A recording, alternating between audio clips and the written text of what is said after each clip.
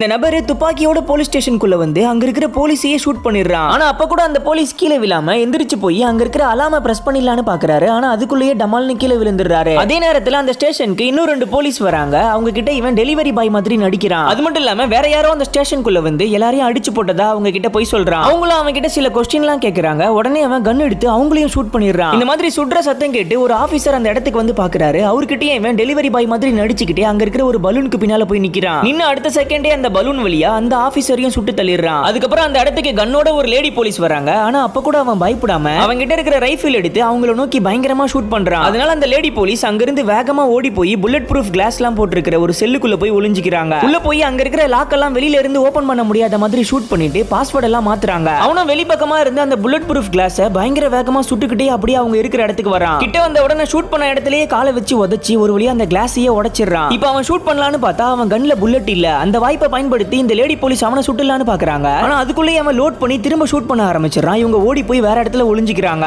ஒளிஞ்சிக்கிட்டு அவங்க வயித்தை குனிஞ்சு பாக்குறாங்க. பார்த்தா ஆல்ரெடி அவன் அந்த இடத்துல ஷூட் பண்ணிட்டு இருக்கான்.